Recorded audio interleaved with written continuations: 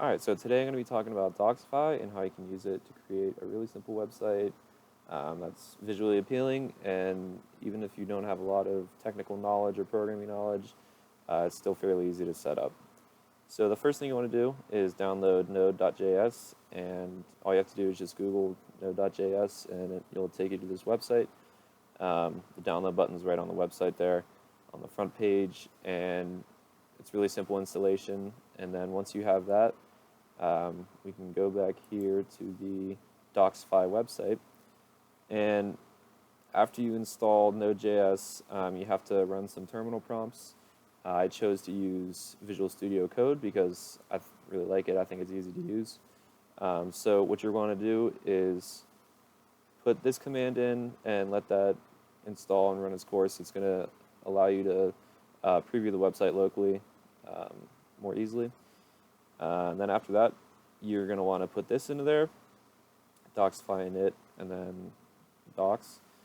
And what that is going to do is it's going to create an index file, a README, and then this file, which I'll get into about later. So we can go over to Visual Studio Code, and basically this is what you get. You'll get the index and then the README, and the README is basically the home page. So anything you want the users to first see when you go to your site is going to fall under here. And another really important thing is that you make a sidebar file, a sidebar markdown file, and you have to put an underscore before sidebar.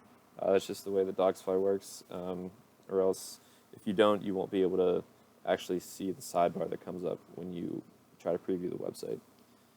So under the sidebar, I have 5 different pages here, and this is what Markdown looks like. So basically, these are creating links. And so basically, in the brackets, you're going to put whatever you want to appear on the web page, and then you can link the file here to whatever file you want to see when you click that link.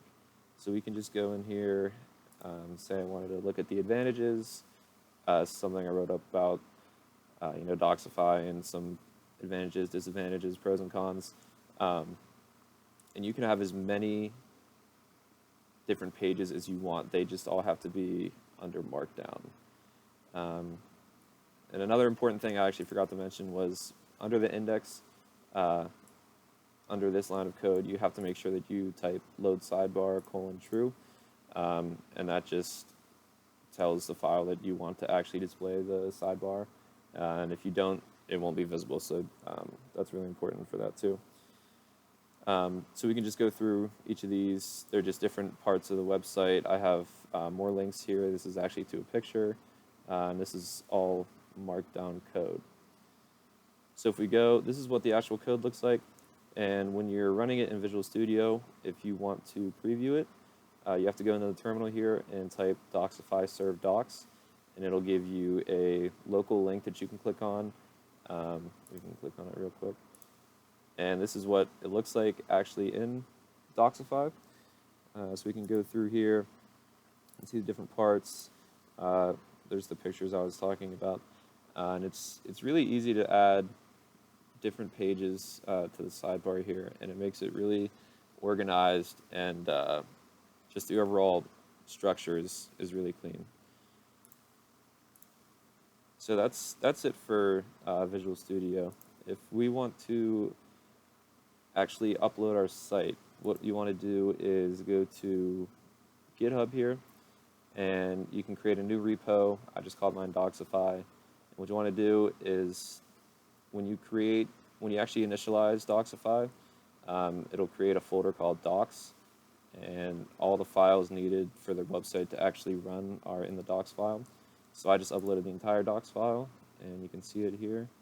And this is the file I was talking about earlier. I actually had a hard time trying to get my sidebar to actually display when it was on GitHub pages. And the thing that the file does is it allows GitHub to read files that start with an underscore. And since Docsify requires you to start that with an underscore, you really need to have that file. And I spent way too much time trying to figure out why my sidebar wasn't showing up, but it was because when I tried to upload all the files, for some reason that one did not get included within the folder upload. So it's really important that you make sure you have that. And then to actually upload the site to GitHub Pages, we want to go to Settings here, and we can scroll down to GitHub Pages, and you just want to make sure you have the correct directory. Most likely scenarios that this is the only thing that's going to be in your repo, so it's not hard to find. Just go under main, and then that docs folder that I was talking about, that's automatically created when you initialize Docsify, and it'll give you a URL, and we can see that here. This is the one that's locally, so it's not actually on the internet, and this one is.